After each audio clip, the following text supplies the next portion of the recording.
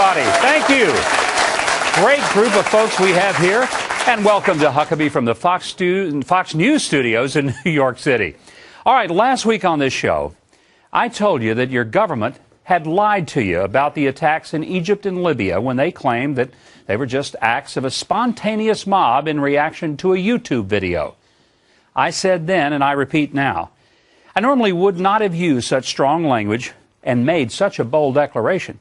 But the continuing revelations confirm that my statement was not an exaggeration. Our government has lied to us, and they did it knowingly. Our ambassador to Libya isn't dead because of some little film. He's dead because we failed to heed the warnings and evidence that an attack was imminent. It took this administration 2 weeks to finally acknowledge what the rest of the world already knew. This was a carefully planned and plotted terrorist attack. The president of Libya knew it. The Egyptian president knew it, and the White House knew it. But unlike those presidents, ours wasn't honest with us and tried to continue that the official story about it was that this was all about a film that insulted Mohammed.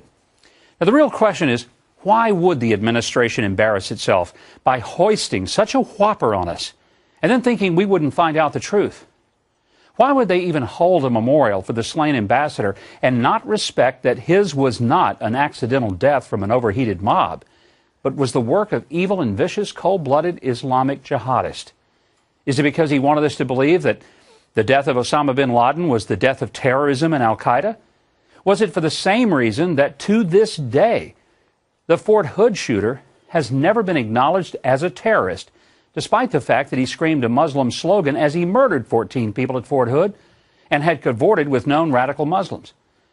Was it for the same reason that to this day, this administration refuses to label the assassination of a soldier in Little Rock and the wounding of another in a terrorist attack, even though the shooter was a radicalized Muslim and has openly and publicly declared that he carried out the shooting as an act of jihad?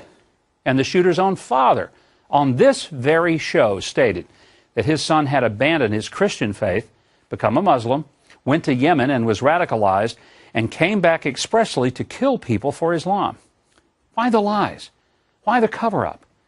It's time to demand that we no longer are going to make excuses or apologies for jihadists. They're not the same as us. Yes, there are moderate Muslims. And no, not all Muslims want to kill us. They don't hate us. And certainly not all of them are a threat. But there are those who use their religion as the basis for their hate and savagery. I say no more lies, no more apologies, no more cover-ups. Richard Nixon resigned because of lies and cover-ups. Bill Clinton was impeached for lies and cover-ups. Where is the accountability in this administration? Own up to the fact that we are at war with an evil force that will never be mollified or satisfied until we are all dead. This is not about political offices or expanded geopolitical borders. This is about the survival of our civilization. And if this administration can't or won't lead in the battle, then step aside and let someone do it who won't lie to us and endanger our children.